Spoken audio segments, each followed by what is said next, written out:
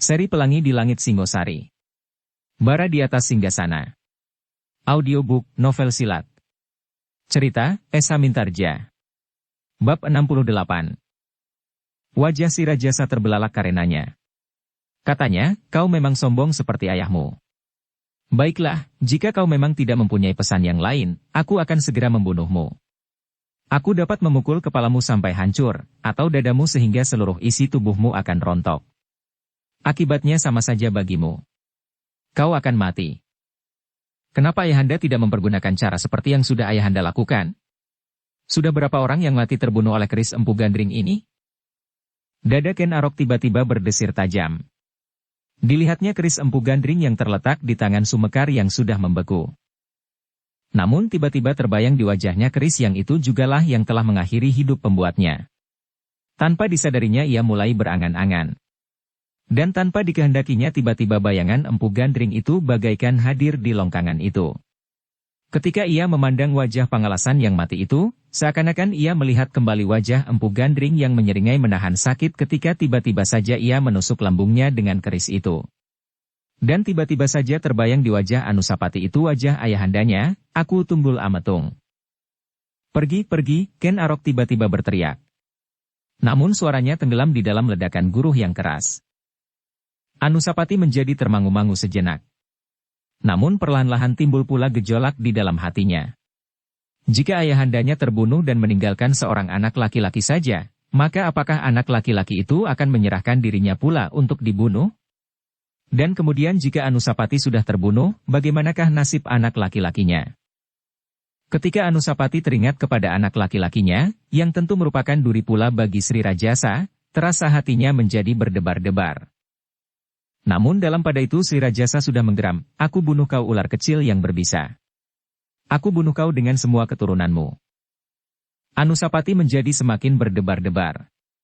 Kini jelas baginya, bahwa Ken Arok memang berniat untuk memusnahkan keturunan Aku Tunggul Ametung. Jika tidak, maka keturunan Tunggul Ametung itu benar-benar akan menjadi duri di dalam dagingnya.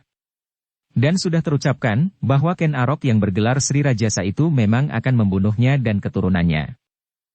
Apakah aku akan membiarkan keturunan Tunggul Ametung punah? Bertanya Anusapati kepada diri sendiri. Terbayang wajah istri dan anaknya yang tidak tahu menahu sama sekali tentang persoalan yang ada di Singasari itu. Dan apakah mereka harus juga ikut menanggung akibatnya? Dalam keraguan-raguan itulah maka ia melihat Ken Arok melangkah maju. Tatapan matanya bukan lagi tatapan seorang maharaja. Tetapi sorot matanya menjadi liar, seperti liarnya hantu yang haus akan darah. Terasa bulu tengkuk Anusapati meremang. Bahkan kemudian ia berdesis, "Jangan ayahanda." Tetapi Ken Arok yang bergelar Sri Rajasa itu tidak menghiraukan kata-kata itu. Setapak demi setapak ia maju dengan jari-jari tangan yang mengembang. "Aku akan mencekik kau sampai mati. Jangan berbuat sesuatu. Jangan sentuh keris Empu Gandring itu, supaya kau tidak mati karena racunnya seperti Pangalasan yang gila itu. Tetapi jangan bunuh anak dan istriku. Aku akan membunuh mereka semua, termasuk Mahisa Agni." "Tidak, jangan. Aku tidak peduli." Jawaban yang meyakinkan itu membuat darah Anusapati tiba-tiba saja bergetar. Hampir di luar sadarnya tangannya telah menggapai hulu keris Empu Gandring. "Anusapati, kau akan melawan aku? Kau akan mencoba menghindarkan diri dari keharusan yang akan berlaku atasmu? Kau memang harus mati, dan kau akan kehilangan darah keturunanmu, sebagai penerus nafas kehidupan Aku Tunggul Ametung." "Ayahanda, anak dan istri hamba tidak mengetahui semua persoalan ini. Jika ayahanda akan membunuh hamba, ayahanda tidak akan mengalami kesulitan, tetapi jika ayahanda berjanji, sebagai seorang maharaja yang tidak pernah ingkar, bahwa ayahanda tidak akan membunuh anak dan istriku, juga Paman Mahisa Agni." "Persetan," geram Sri Rajasa, "aku tidak peduli. Aku akan membunuh kau dan semua keluargamu, termasuk Mahisa Agni." Wajah Ken Arok menjadi merah, semerah sorot matanya yang benar-benar menjadi liar. Anusapati yang cemas menjadi semakin cemas. Tetapi hampir di luar sadarnya ia telah menggenggam keris itu. Anusapati mundur selangkah. Ia sudah hampir berputus asa. Sumekar yang membawa keris itu pula tidak dapat melawan Sri Rajasa, Apalagi dirinya yang masih belum berhasil menyempurnakan ilmunya sejauh Sumekar. Menyerahlah. Kau dan anak istrimu akan aku bunuh malam ini juga. Geram Sri Rajasa. Ternyata bahwa suara itu bagaikan membangunkan Anusapati dari mimpinya. Ia sadar bahwa yang terjadi ini benar-benar di luar rencana siapapun. Juga bukan rencana Sri Rajasa, karena Sumekar telah mengambil sikap sendiri. Namun demikian tentu ia tidak akan dapat menyerahkan seluruh keluarganya itu. Aku harus lari dari tempat ini, berkata Anusapati. Setidaknya aku berhasil menyelamatkan diri sampai ke bangsal Pamanda Mahisa Agni. Persoalannya tentu akan menjadi berbeda jika ayahanda malam ini bertemu dengan salah seorang yang ada di dalam bangsal itu. Apakah ia Paman Kuda Sempana yang telah berhasil menyempurnakan diri dengan ilmunya, atau Paman Mahendra, atau kedua-duanya? Atau bahkan Paman Witantra. Kau tidak akan dapat lari, geram Sri Rajasa, semuanya sudah terjadi. Dan yang sudah terjadi tidak akan dapat dicegah lagi. Ken Arok yang bergelar Sri Rajasa, sudah menentukan bahwa kau dan keluargamu harus mati. Tidak ada kekuasaan dan kemampuan yang dapat mencegah. Anusapati terus melangkah surut, sedang Sri Rajasa mengikutinya dengan jari-jari tangan yang mengembang. Aku akan mencekikmu. Aku sendiri bukan orang lain. Bukan para prajurit, dan bukan pula seorang senapati. Dada Anusapati bagaikan menjadi pepat. Tetapi tiba-tiba saja tangannya yang menggenggam keris itu telah bersilang di depan dadanya. Kau akan melawan kau akan melawan. Tidak ada gunanya. Itu hanya akan memperpanjang caramu mati. Dan itu sangat merugikan kau sendiri. Anusapati tidak menyambut. Ia telah berdiri di depan dinding, sehingga ia tidak akan dapat melangkah lagi. Karena itulah, maka ia pun kemudian berdiri di atas kakinya yang merenggang sambil mengacungkan senjatanya. Keris empu gandring yang sudah berbau darah itu. Darah beberapa orang yang sama sekali tidak bersalah. Ken Arok tertegun sejenak memandang Anusapati yang seakan-akan sudah tidak dapat bergeser lagi. Namun sorot matanya yang bagaikan menusuk langsung ke dalam jantung Peutera mahkota itu membuat Anusapati bergetar. Kemudian selangkah demi selangkah Ken Arok yang bergelar Sri Rajasa Batara Sang Amurwabumi itu melangkah maju dengan jari-jari tangan yang mengembang. Anusapati baginya tidak lebih dari anak-anak yang tidak berdaya. Dalam pada itu, Mahisa Agni sedang merunduk-runduk di sekitar bangsal Ken Umang. Dengan hati-hati ia berusaha untuk mendekati bangsal itu. Ternyata seperti yang diduganya, bangsal itu mendapat pengawasan yang sangat ketat. Para prajurit tidak saja berada di depan bangsal, tetapi juga di bagian belakang telah mendapat pengawasan yang seksama. Tidak mudah mendekati bangsal itu, apalagi memasukinya tanpa diketahui orang, berkata Mahisa Agni di dalam hatinya. Namun demikian ia mempunyai dugaan yang kuat, bahwa Sumekar telah datang ke bangsal itu. Agaknya kebenciannya kepada Tohjaya tidak dapat ditahankannya lagi. Jika terjadi pembunuhan di bangsal ini, maka tuduhan yang pertama tentu akan jatuh kepada Anusapati, siapakah yang telah melakukannya.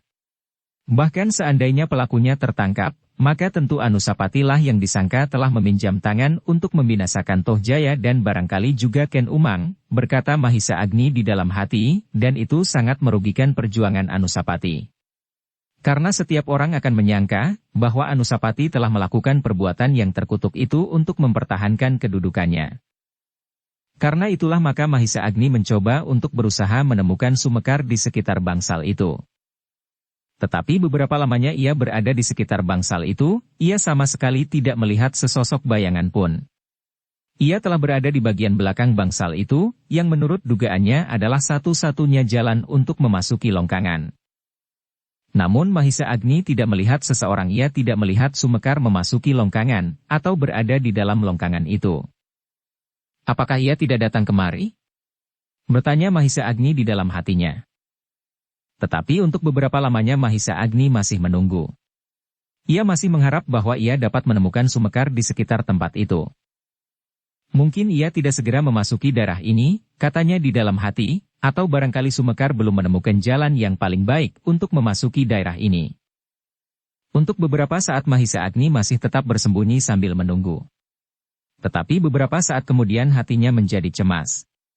Agaknya Sumekar memang tidak datang ke tempat itu. Mungkin ia langsung pergi ke bangsal Sri Rajasa, katanya di dalam head. Dalam pada itu, hatinya menjadi bergetar. Bahkan kemudian ia hampir pasti bahwa Sumekar pergi ke bangsal Sri Rajasa.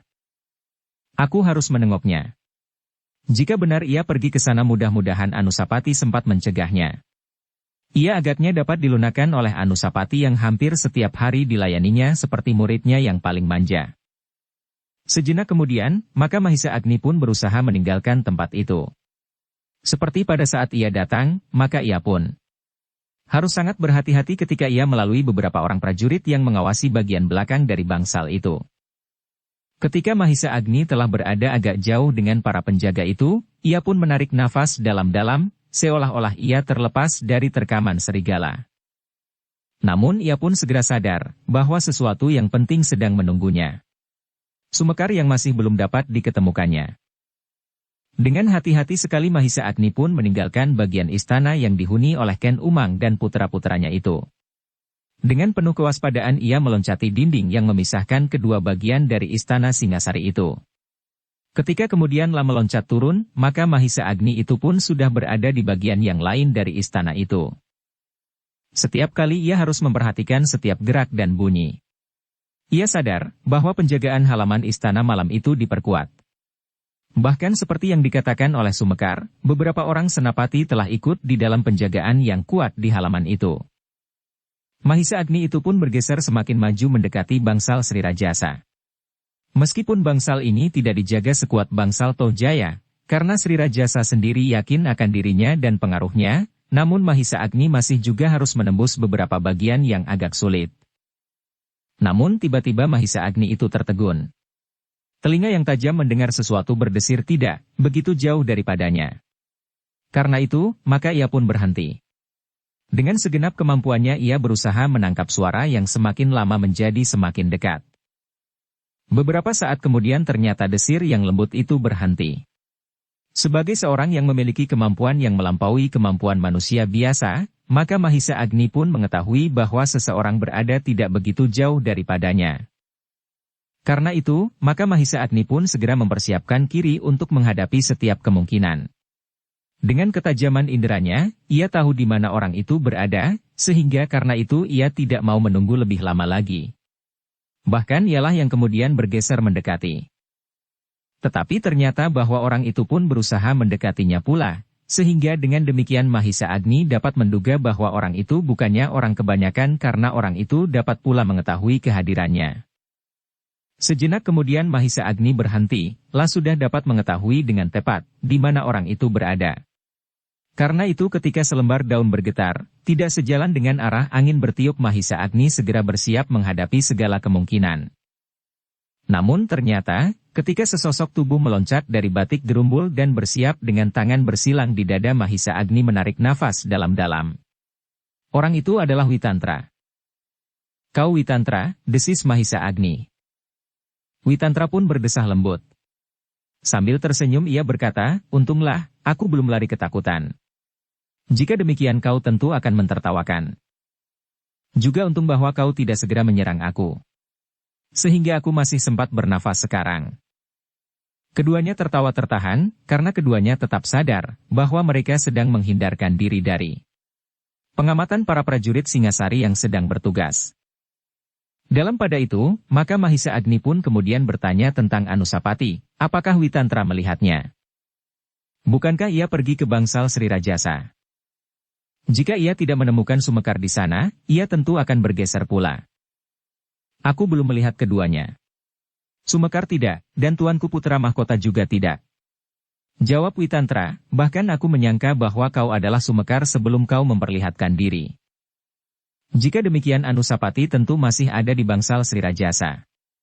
Ada dua kemungkinan. Ia memang menunggu karena Sumekar belum ada di sana, atau ada persoalan lain yang gawat justru karena Sumekar sudah terlanjur berusaha mendapatkan Sri Rajasa. Marilah kita lihat. Mahisa Agni ragu-ragu sejenak. Namun kemudian sambil mengangguk ia menjawab, baiklah marilah kita lihat. Keduanya pun kemudian dengan sangat hati-hati mencoba mendekati bangsal Sri Rajasa. Betapapun sulitnya, namun keduanya berhasil menembus setiap daerah penjagaan para prajurit pengawal istana. Mereka menyusup di antara gardu-gardu penjagaan dan setiap kali menghindari para peronda yang mengelilingi halaman istana Singasari itu. Akhirnya, keduanya berhasil mencapai halaman belakang bangsal Sri Rajasa. Seperti yang lain, menurut perhitungan mereka, yang paling mungkin mereka lakukan adalah melihat dan apabila perlu memasuki longkangan. Sementara itu, angin masih juga bertiup. Sekali-kali terdengar guntur dan guruh-gemuruh di langit. Namun demikian kedua orang itu masih dapat juga membedakan desir lembut kaki mereka sendiri daripada gemuruhnya angin yang keras. Ketika kemudian mereka berhasil menjengukkan kepala mereka dari sebatang pohon yang seolah-olah diayun oleh angin, maka hati mereka berdesir. Mereka melihat orang-orang yang sedang mereka cari itu berada di longkangan bangsal Sri Rajasa. Yang mula-mula mereka lihat adalah sesosok tubuh yang terkapar di tanah. Tubuh itu segera dapat mereka kenal bahwa orang itu adalah Sumekar. Terlambat, desis Mahisa Agni tidak seorang pun yang dapat menyelamatkannya. Sumekar agaknya sudah terbunuh. Witantra menarik nafas dalam-dalam. Sambil mengangguk-anggungkan kepalanya ia berkata, "Ya, kita sudah terlambat. Tetapi di manakah Tuanku Anusapati? Mungkin ia pun ada di longkangan itu. Mudah-mudahan kita tidak terlambat. Mudah-mudahan Anusapati belum terbaring di tanah seperti Sumekar itu." Witantra mengangguk-anggukkan kepalanya. Lalu katanya, "Kita harus mendekat. Keadaan sudah benar-benar di luar dugaan kita, sehingga kita harus mengambil sikap dengan segera menghadapi keadaan yang tiba-tiba ini." Mahisa Agni menganggukkan kepalanya tanpa menjawab sepatah kata pun. Dengan sigapnya keduanya pun segera teran dari pohon itu dan dengan hati-hati mendekati dinding bagian belakang longkangan bangsal itu. "Satu-satunya jalan," berbisik Mahisa Agni. "Kita memanjat," sahut Witantra. Keduanya pun kemudian dengan hati-hati sekali dan hampir tidak dapat dilihatnya bahwa keduanya sedang merayap naik pada dinding longkangan itu. Jika mereka kehendaki, mereka dapat meloncat naik dengan mudahnya, namun dengan demikian tentu akan menarik perhatian seseorang jika orang itu berada di longkangan. Sejenak kemudian, maka mereka pun dengan sangat hati-hati mencoba untuk menjengukkan kepalanya mereka. Jika ikat kepala mereka dapat terlihat, maka usaha mereka itu pun akan gagal karenanya. Namun darah mereka serasa terhenti, ketika pada saat itu tampak oleh mereka, Anusapati sedang dalam kesulitan. Yang mereka lihat adalah Sri Rajasa sudah siap untuk menerkam Anusapati yang tidak mempunyai kesempatan untuk melangkah surut karena punggungnya sudah melekat dinding. Tetapi yang terjadi kemudian adalah cepat sekali, sehingga baik Mahisa Agni maupun Witantra tidak mempunyai kesempatan untuk berbuat banyak. Ketika mereka tanpa menghiraukan lagi Sri Rajasa meloncat ke atas dinding, mereka melihat bahwa kedua orang di longkangan itu sudah mulai bertempur. Sri Rajasa sudah mulai menyerang. Hanya karena di tangan Anusapati tergenggam keris empu gandring sajalah, maka Anusapati masih dapat menghindarkan diri pada serangan yang pertama, namun Anusapati pun sadar bahwa Sumekar dengan keris empu gandring itu di tangannya, sama sekali tidak berhasil menyelamatkan dirinya. Dan sudah barang tentu Sumekar memiliki ilmu yang lebih matang dari ilmunya sendiri dalam keraguan-raguan atas keadaan yang sedang dihadapinya. Anusapati tanpa sesadarnya telah menyentuh sesuatu di bawah ikat pinggangnya. Ternyata sentuhan itu telah mengejutkannya sendiri. Tetapi ia tidak mendapat kesempatan banyak untuk mempertimbangkan keadaan yang sedang dihadapi. Karena itulah maka ketika Sri Rajasa maju setapak lagi dengan tangan terkembang, tiba-tiba di tangan Anusapati telah tergenggam sebuah trisula yang berwarna kekuning-kuningan. Sri Rajasa terkejut melihat trisula itu. Meskipun Sri Rajasa sudah menduga bahwa akhirnya trisula itu akan dapat jatuh ke tangan Anusapati, namun ketika tiba-tiba saja Tea harus menghadapinya, maka ia pun masih juga terperanjat, sehingga rasa-rasanya jantungnya berhenti berdenyut. Pada saat yang bersamaan, Witantra dan Mahisa Agni telah meloncat ke dalam longkangan. Sentuhan kakinya di atas tanah masih dapat didengar oleh ketajaman indera Sri Rajasa di sela-sela desah angin yang semakin keras. Ketika sekali langit seakan-akan menyala, Sri Rajasa dapat melihat dengan jelas bahwa dua orang yang datang, ini adalah Mahisa Agni dan Witantra. Namun kemudian ia menjadi silau bukan oleh kilat yang meloncat di udara, tetapi oleh trisula yang seakan-akan bercahaya kekuning-kuningan. Sri Rajasa mundur beberapa langkah surut. Dengan suara yang berat ia berkata, "Mahisa Agni, ternyata bahwa saatnya akan tiba, kau membalas sakit hatimu karena kematian pamanmu. Mahisa Agni memandang Sri Rajasa yang silau itu sejenak. Kemudian jawabnya, tidak Sri Rajasa. Hamba tidak datang dengan dendam di dalam hati. Sebenarnya lah hamba datang dengan niat yang baik. Untunglah bahwa belum terjadi sesuatu atas tuanku. Tetapi sayang, bahwa Sumekar agaknya telah terbunuh. Siapakah Sumekar? Bertanya Sri Rajasa. Juru taman itu. Kenapa tuanku kemari?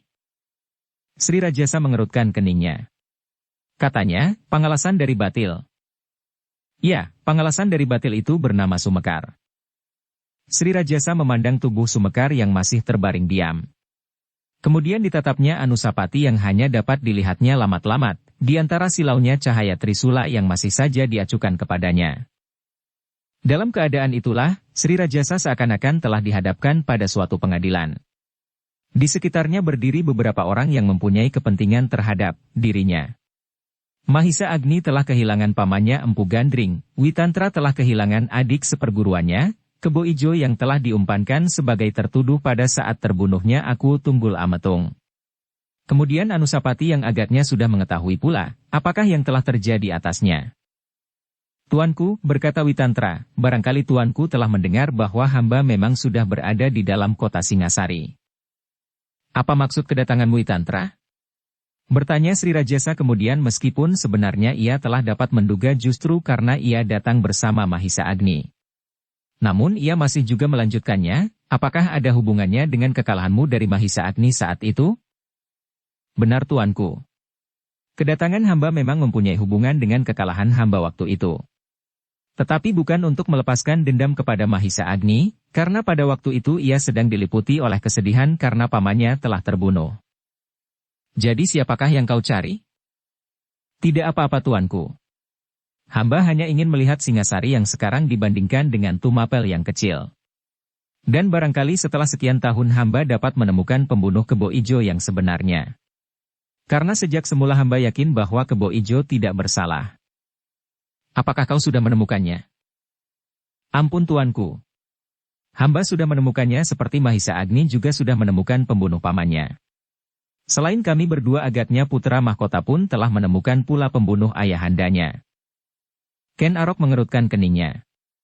Namun ia pun kemudian mengangguk-anggukkan kepalanya. Katanya, iya. Kalian telah menemukan orang yang kalian cari.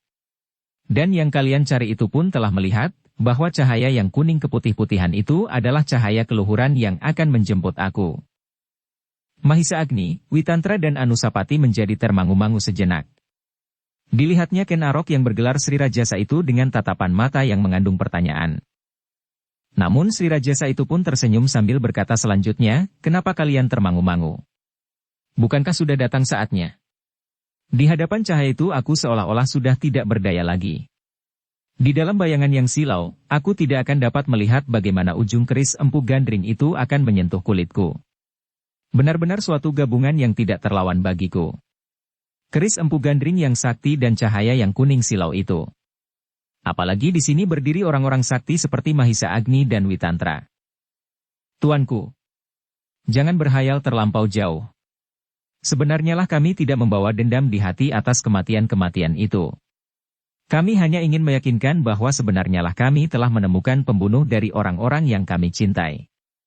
Tetapi setelah itu, kami tidak akan berbuat apa-apa. Sri Rajasa mengerutkan keningnya. Lalu katanya, jadi apakah yang kalian kehendaki? Kami memang sedang mencari pangalasan ini dengan harapan untuk mencegah sesuatu yang dapat terjadi. Tetapi kami terlambat. Anusapati juga agaknya telah terlambat. Kalian telah menyuruhnya memasuki bangsal ini. Tidak tuanku. Hamba berkata sebenarnya.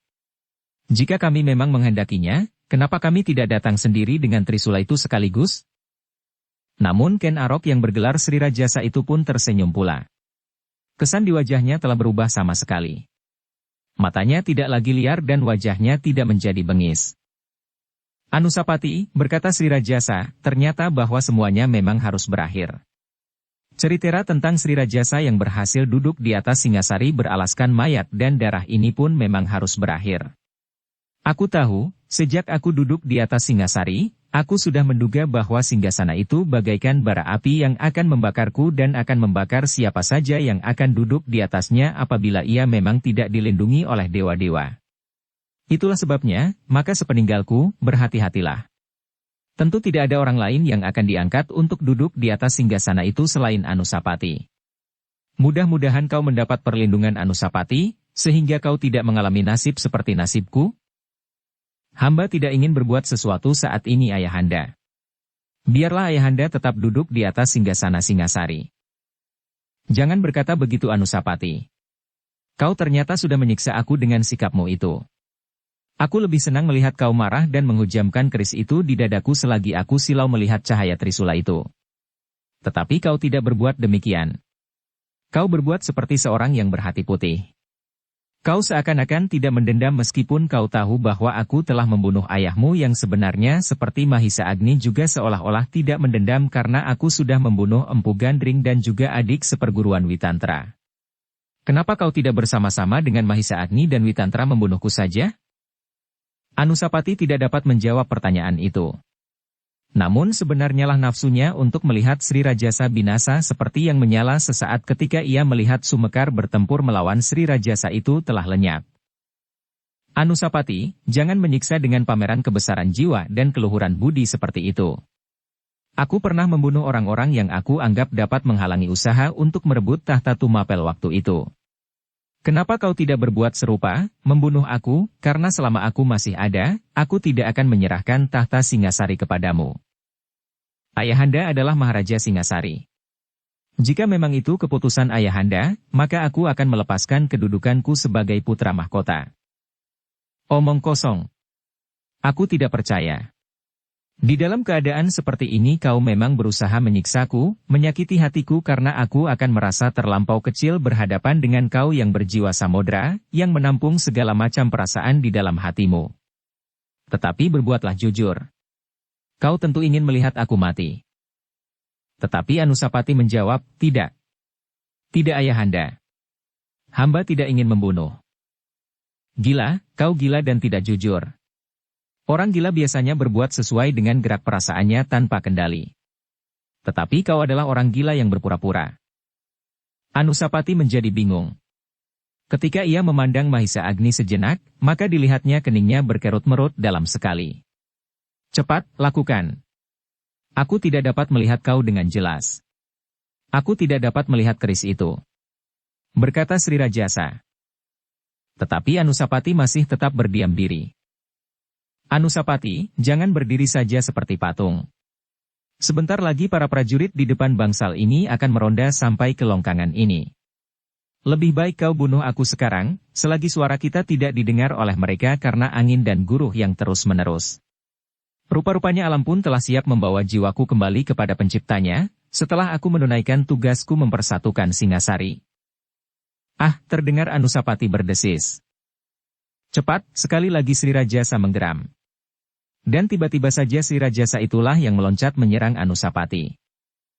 Yang terjadi itu benar-benar mengejutkan. Mahisa Agni dan Witantra tidak sempat berbuat apa-apa. Mereka melihat Sri Rajasa bagaikan tatit yang meloncat di langit. Demikian pula Anusapati. Ia sama sekali tidak sempat berpikir. Ketika ia melihat Sri Rajasa meloncat menyerangnya, maka dengan gerak-gerak naluriah ia mempertahankan dirinya. Karena ia tidak dapat bergeser mundur lagi, maka hampir di luar sadarnya ia telah mempergunakan kerisnya. Sebenarnya lah bahwa Ken Arok yang bergelar Sri Rajasa itu benar-benar telah disilaukan oleh cahaya trisula kecil di tangan Anusapati itu. Trisula yang pernah pula dilihatnya ketika ia masih bertualang di padang karautan. Seolah-olah trisula itu telah memperingatkan kepadanya apa yang pernah terjadi dan apa yang pernah dilakukan olehnya di padang karautan itu. Juga atas seorang tua yang seakan-akan telah membimbingnya untuk mengenal Yang Maha Agung meskipun sebelumnya ia pernah merasakan pertolongan tangannya yang maha kuasa. Itulah sebabnya selain mata wadaknya yang silau oleh trisula kecil di tangan Anusapati, maka mata hatinya pun telah menjadi silau pula melihat dosa-dosa yang pernah dilakukannya sendiri. Dengan demikian, maka Ken Arok yang bergelar Sri Rajasa itu sama sekali tidak melihat bagaimana Anusapati berbuat di luar sadarnya, mengacungkan keris buatan Empu Gandring itu untuk menahan serangannya. Jika Anusapati berbuat demikian, ia berniat untuk sekedar mengurungkan serangan Ken Arok yang bagaikan tatit itu. Namun Anusapati tidak tahu bahwa sebenarnya lah Ken Arok tidak dapat melihat ujung keris yang mengerikan itu. Di dalam kesilauannya, tiba-tiba saja terasa oleh Ken Arok ujung keris di tangan Anusapati itu telah menyentuhnya. Sejenak ia berdesis dan meloncat surut. Namun kemudian dipandanginya luka di lengannya itu sejenak sambil berkata, ternyata telah datang saatnya. Ayahanda, desis Anusapati. Jangan mendekat Anusapati, berkata si Rajasa, aku adalah wujud dari kekasih dewa yang melakukan tugasku di bumi, tetapi aku juga wujud daripada dosa yang paling besar di muka bumi ini. Jika kau mendekati aku, maka tanganku yang berlumuran dosa ini tentu akan meremaskan menjadi debu. Biarlah kebesaran kasih dewa yang ada padaku menyelamatkan kau dari kehancuran itu. Kata-kata Sri Rajasa itu ternyata telah menggetarkan hati setiap orang yang mendengarkannya. Anusapati menjadi termangu-mangu sejenak. Sedang Mahisa Agni dan Witantra bagaikan membeku di tempatnya. Namun seperti permintaan Ken Arok yang bergelar Sri Rajasa. Itu Anusapati sama sekali tidak mendekat ketika kemudian Sri Rajasa berlutut sambil bertelekan dengan kedua tangannya. Sekali-kali ia meraba lukanya. Luka karena ujung keris empu gandring. Tubuh Sri Rajasa semakin lama menjadi semakin lemah. Di dalam keremangan cahaya malam dan lampu di kejauhan, Sri Rajasa memandang Mahisa Agni, Witantra dan Anusapati yang berdiri mematung. Jangan bingung, berkata Sri Rajasa, memang sudah waktunya aku mati. Aku tidak akan berteriak memanggil para prajurit yang sedang bertugas di depan bangsal ini. Mereka tidak akan tahu apa sebabnya aku mati. Ken Arok berhenti sejenak, lalu, tetapi bawalah pangalasan itu keluar dari bangsal ini. Apapun alasannya, kehadiran seseorang di bangsal ini akan menimbulkan banyak pertanyaan. Dan Anusapati tidak akan dapat berbuat banyak di sini, karena jika demikian, kehadirannya pun mencurigakan pula. Jadi apa yang harus hamba lakukan? Tiba-tiba saja Anusapati bertanya. Bawalah pangalasan itu ke bangsalmu. Kau dapat mengatakan kepada siapapun juga, bahwa peristiwa ini adalah peristiwa yang tidak ada sangkut pautnya dengan perkembangan keadaan akhir-akhir ini di Istana Singasari. Maksud ayahanda? Pangalasan itu telah membunuh aku karena sakit hati. Kemudian akan membunuhmu pula.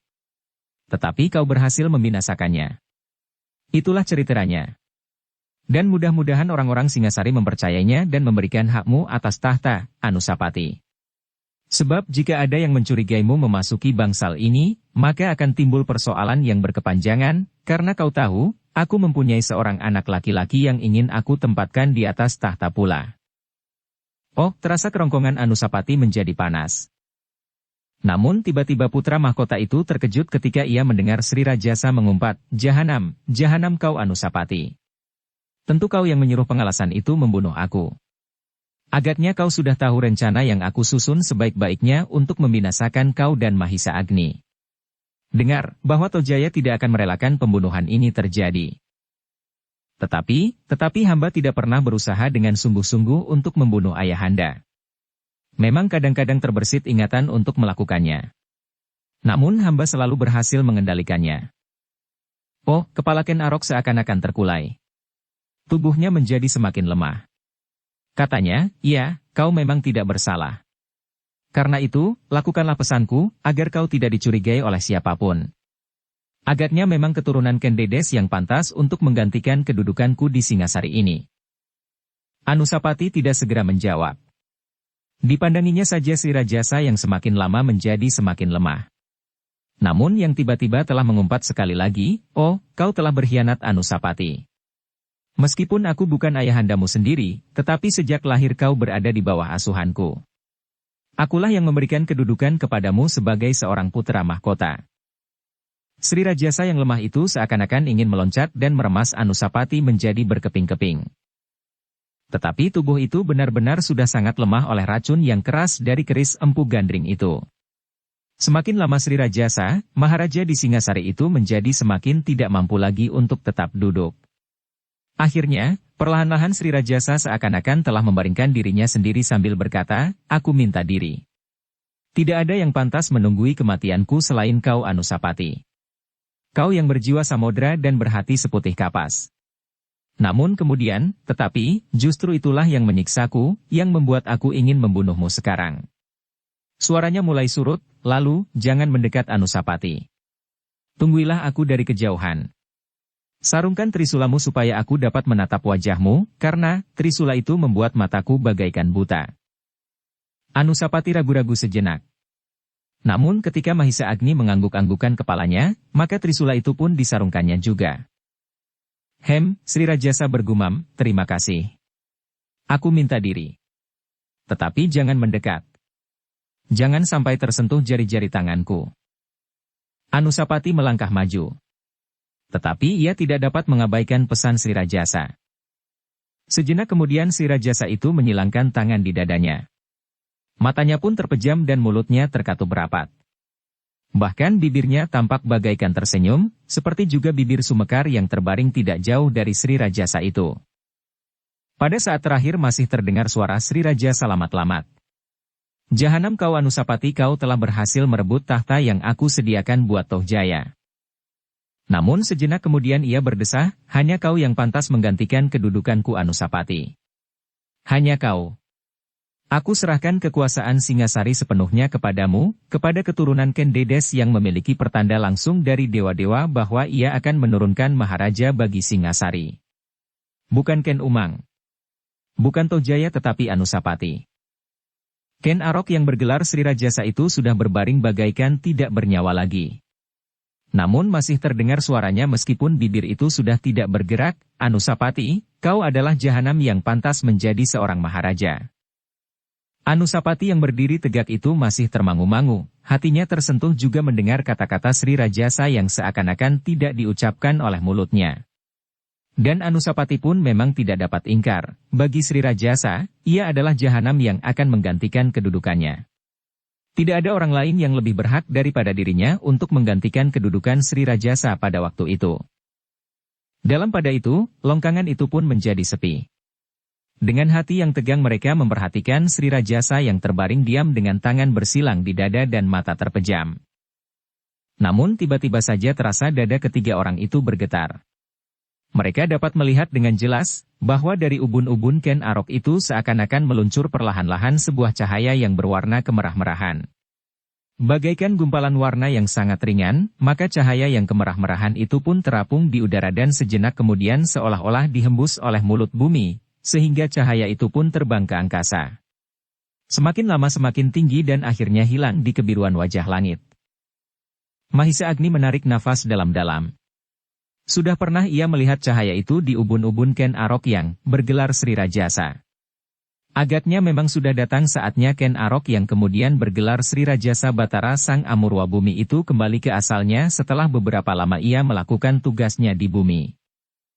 Perlahan-lahan ketiga orang itu pun kemudian melangkah mendekatinya. Yang kemudian ada di hadapan mereka memang tidak ubahnya sebagai tubuh manusia sewajarnya apabila ajal telah tiba. Karena Ken Arok yang tinggal itu adalah Ken Arok dalam bentuknya yang wadak. Ia memang wujud dari kasih dewa atas Singasari. Tetapi juga wujud yang paling mengerikan dari iblis yang paling laknat, berkata Mahisa Agni kemudian. Dan itu pula lah sikapnya atasmu Anusapati. Ia menganggapmu sebagai penggantinya, sebagai saluran kasih dewa-dewa atas Singasari, namun ia memandangmu sebagai orang yang paling mengganggu nafsu ketamakannya. Dan tanggapan itulah yang tampak pada saat akhirnya. Ia ingin menyerahkan Singasari kepadamu, namun sekaligus ingin meremasmu menjadi debu. Anusapati hanya dapat menundukkan kepalanya. Nah, sekarang Anusapati. Kau dapat melakukan pesannya. Bawalah Sumekar ke bangsalmu. Dan tentu saja kita akan minta izin kepada Kuda Sempana, kakak seperguruannya, bahwa meskipun Sumekar sudah meninggal, kau masih akan minta bantuannya. Dengan nama pengalasan batil, ia harus mengorbankan bukan saja jiwanya, tetapi juga nama itu, karena setiap orang akan menyangka, bahwa ialah pembunuh Sri Rajasa, dan kemudian pergi ke bangsalmu untuk membunuhmu juga. Tetapi kau berhasil membinasakannya lebih dahulu, Anusapati masih menundukkan kepalanya. Bahkan kemudian terasa betapa matanya menjadi panas. Sumekar adalah seorang yang sangat baik kepadanya. Orang yang seakan-akan telah mewakili pamannya Mahisa Agni apabila pamannya itu tidak ada di Singasari. Justru karena itu, maka ia pun ikut terlibat di dalam persoalan yang tumbuh di dalam keluarga besar dari Sri Rajasa. Sumekar seakan-akan terlibat dalam perebutan pengaruh antara Anusapati dan Tohjaya. Dan itulah sebabnya, maka Sumekar telah hanyut pula di dalam arus kebencian kepada Sri Rajasa. Bahkan melampaui dirinya sendiri sehingga ia tidak dapat mengendalikan perasaannya dan dengan keris Empu Gandring yang sakti itu ia ingin membinasakan Sri Rajasa. Namun Sri Rajasa bukannya manusia sewajarnya. Dan itulah sebabnya Sumekar tidak berhasil menyentuhnya dengan keris itu, justru dirinya sendirilah yang terbunuh karenanya. Dan sekarang mayat itu harus dihinakan sebagai seorang pembunuh. Sulit bagi Anusapati untuk memenuhinya. Terkenang olehnya cerita tentang Kebo Ijo yang sama sekali tidak bersalah, namun harus menebus dengan nyawa dan namanya ketika aku Tunggul Ametung terbunuh. Aku tahu keberatanmu Anusapati, berkata Mahisa Agni, karena itu, maka sebaiknya kita menemui Kuda Sempana. Kakak seperguruan Sumekar. Kita mendengar pendapatnya. Jadi, bagaimana dengan tubuh Paman Sumekar? Ini? Bertanya Anusapati. Biarlah kita bawa lebih dahulu ke longkangan bangsalmu. Anusapati menganggukkan kepalanya. Ia memang tidak dapat tinggal di bangsal Sri Rajasa terlampau lama. Jika para prajurit kemudian meronda ke bagian belakang bangsal ini, maka mereka akan menemukannya dan harus bertempur lagi. Jika ia salah langkah maka ia akan membunuh bukan saja 1-2 orang, tetapi beberapa orang. Apalagi jika kemudian timbul pertentangan terbuka.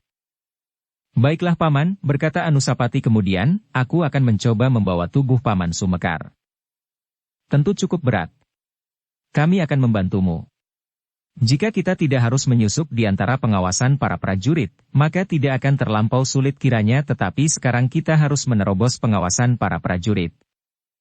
Demikianlah maka dengan susah payah, ketiga orang itu berhasil membawa Sumekar keluar dari dinding bangsal Sri Rajasa. Dengan susah payah pula mereka berhasil membawa lewat rimbunnya tumbuh-tumbuhan perdu di halaman istana Singasari dari bangsal Sri Rajasa, sampai ke bangsal Putra Mahkota. Malam itu juga Kuda Sempana, Mahisa Agni dan Witantra terpaksa melepaskan Sumekar menjadi seorang pengkhianat dengan nama Pangalasan Batil. Tetapi ia bagi Anusapati adalah seorang yang paling baik, yang telah mempertaruhkan nyawanya untuk kepentingannya, meskipun caranya kurang disetujui. Namun ia terkandung di dalam hati Sumekar adalah menempatkannya pada kedudukan yang paling tinggi di Singasari. Setelah semuanya dibicarakan dengan masak, dan setelah Mahisa Agni, Kuda Sempana dan Witantra dengan dada yang berdebar-debar menunggu di bangsalnya, apa yang akan terjadi di istana itu, maka mulailah Anusapati memainkan peranannya. Lebih dahulu ia berbisik di telinga Sumekar, maafkan aku Paman. Aku sama sekali tidak berniat jelek. Kau bagiku adalah seorang pahlawan. Bukan saja dikala hidup Paman, tetapi juga sesudah Paman meninggal. Maka kemudian terjadilah keributan di bangsal itu. Beberapa orang prajurit yang bertugas itu pun berlari-larian dengan senjata telanjang. Keributan itu pun segera menjalar ke segenap halaman istana Singasari. Benar-benar di luar rencana yang sudah disusun oleh beberapa orang senapati. Tiba-tiba saja seorang telah menyusup ke dalam bangsal Anusapati dan mencoba membunuhnya. Namun ternyata usaha ini gagal, dan bahkan orang yang dikenal sebagai Pangalasan Batil itu telah mati terbunuh. Cepat, lihat ke bangsal Ayahanda Sri Rajasa, ini kata Anusapati, Pangalasan ini telah menyebut-nyebut nama Ayahanda. Ia akan membunuh Ayahanda pula setelah membunuh aku, atau sebaliknya. Halaman istana itu menjadi semakin gempar setelah ternyata Sri Rajasa diketemukan telah meninggal di longkangan bangsalnya, terbujur seperti orang tidur dengan tangan bersilang dan mata terpejam. Dalam keributan itulah Mahisa Agni telah muncul pula di halaman. Ternyata bahwa ia memiliki wibawa yang cukup bagi para senapati, meskipun mereka yang telah disiapkan untuk menangkapnya besok. Tutup semua gerbang. Perintah Mahisa Agni. Maka tidak seorang pun yang dapat lolos lagi dari dinding istana. Namun Kuda Sempana, Witantra dan Mahendra sudah berada di luar dinding. Dalam pada itu, Anusapati yang masih menggenggam keris telanjang memberikan aba-aba pula. Hampir di luar sadarnya para prajurit yang dipersiapkan untuk membunuh putra mahkota itu justru melakukan segala perintahnya. Periksa setiap orang yang mencurigakan. Aku tidak yakin bahwa Pangalasan ini berdiri sendiri. Kegemparan itu benar-benar telah mengguncangkan istana Singasari. Bahkan dalam sekejap, berita tentang terbunuhnya Sri Rajasa itu telah menjalar ke seluruh kota. Setiap orang yang mendengar berita itu, segera mengetuk pintu rumah tetangganya dan menceritakan apa yang didengarnya, sehingga dengan demikian maka berita kematian Sri Rajasa Batara Sang Amurwabumi segera menjalar. Jenazah Sri Rajasa itu pun segera diusung masuk ke dalam bangsalnya. Permaisuri pun segera mendengar apa yang telah terjadi. Karena itu, maka dengan tergesa-gesa ia pun pergi ke bangsal Maharaja Singasari itu. Ketika tampak olehnya jenazah itu, terasa kepala Ken Dedes menjadi pening. Jenazah itu tidak ubahnya seperti jenazah Aku Tunggul Ametung, di beberapa tempat tampak noda kebiru-biruan, meskipun wajah Sri Rajasa itu seakan-akan sama sekali tidak berubah seperti di saat ia tidur. Ken Dedes pun segera mengetahui, apakah yang sudah terjadi. Ternyata bahwa keris Empu Gandring telah melukai Sri Rajasa seperti keris itu telah melukai pula Aku Tunggul Ametung. Bayangan yang bercampur baur itu membuat kepala Ken Dedes menjadi semakin pening. Pandangannya menjadi berkunang-kunang. Dan sejenak kemudian, Ken Dedes tidak mengetahui apakah yang telah terjadi. Permaisuri itu pun menjadi pingsan. Beberapa orang emban menjadi kebingungan. Dengan segala macam cara mereka berusaha untuk menolong permaisuri itu. Dalam pada itu, Ken Umang pun bergegas datang pula ke bangsal itu. Ketika ia datang, ternyata permaisuri sudah dibawa menyingkir untuk mendapat pertolongan. Yang terdengar adalah jerit yang menyayat. Ken Umang menelungkup di bawah jenazah Sri Rajasa. Tangisnya bagaikan bendungan yang pecah. Sedang yang terselip di antara suara isaknya adalah ratapan yang pedih. Tuanku, kenapa tuanku, sampai hati meninggalkah hamba dan putra-putra tuanku? Justru dalam saat-saat perjuangan putra tuanku sedang memuncak. Dengan demikian, maka lenyaplah segala harapan hamba, bahwa hamba akan dapat menurunkan seorang maharaja yang akan berkuasa di Singasari. Tidak ada yang mendengar ratap itu selain seorang emban yang sedang mencoba menghiburnya. Ratapan itu diucapkannya terlalu lirih. Orang-orang yang sedang menunggui jenazah itu pun sama sekali tidak mendengar dengan pasti kata-kata yang diucapkannya. Namun emban itu sempat juga mengurut dadanya. Ternyata yang paling menyedihkan bagi Ken Umang bukan kematian Sri Rajasa. Tetapi adalah karena cita-citanya untuk menurunkan seorang maharaja telah gagal karenanya. Dalam pada itu, para prajurit di halaman istana masih sibuk memeriksa setiap sudut halaman. Mereka mencoba untuk menemukan orang yang mencurigakan, yang barangkali adalah kawan dari pangalasan dari batil itu. Tetapi tidak seorang pun yang pantas dicurigai. Yang ada di dalam halaman itu adalah prajurit-prajurit yang justru telah dipersiapkan oleh orang-orang yang ditentukan, untuk tujuan yang sama sekali berbeda dari apa yang telah terjadi. Ternyata yang telah terjadi itu menghapuskan semua rencana di kepala beberapa orang senapati itu. Di hadapan Mahisa Agni, seorang senapati agung Singasari, mereka itu menjadi bingung. Apalagi ketika kemudian hadir beberapa orang panglima dan senapati yang tidak tahu menahu tentang rencana itu. Akhirnya, ketika matahari kemudian terbit di timur, sidang di Bangsal Paseban telah dipimpin langsung oleh putra mahkota didampingi oleh Senapati Agung yang menjadi wakil mahkota di Kediri.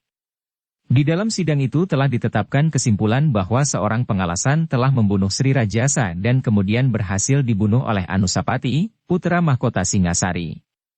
Dan sidang itu pun telah menetapkan upacara yang akan dilakukan untuk menyempurnakan jenazah Sri Rajasa Batara Sang Amurwabumi. Namun demikian, meskipun sidang itu sependapat bahwa pangalasan batil telah membunuh Sri Rajasa dan kemudian terbunuh oleh Anusapati, tetapi ternyata bahwa Tohjaya tidak dapat menerima keputusan itu di dalam hatinya. Dengan beberapa orang kepercayaannya ia menetapkan bahwa pangalasan dari batil itu telah mendapat perintah dari Anusapati untuk membunuh Sri Rajasa, tetapi kemudian pangalasan itu telah dibunuh sendiri oleh Anusapati, agar rahasia pembunuhan itu tidak akan pernah didengar oleh orang lain. Tetapi pengaruh Anusapati dan Mahisa Agni ternyata lebih besar dari pengaruh Tohjaya.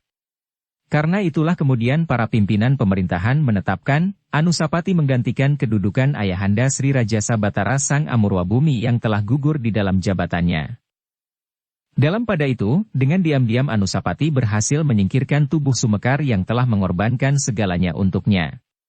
Sejak hidupnya, masa-masa mudanya, masa-masa menjelang usia pertengahan dan kemudian bahkan nyawanya dan bahkan namanya. Atas kehendak Anusapati, maka jenazah Sumekar pun telah disempurnakan sebaik-baiknya oleh kakak seperguruannya di padepokannya. Namun kejutan peristiwa itulah agaknya yang membuat kesehatan Ken Dedes menjadi semakin mundur. Namun demikian ia masih sempat menunggui putranya memerintah Singasari yang besar. Tetapi yang terjadi bukannya akhir dari pemerintahan yang damai di Singasari. Tamat. Ikuti cerita berikutnya. Sepasang ular naga dalam satu sarang. Dukung kami dengan subscribe, follow, like, komen dan share. Terima kasih.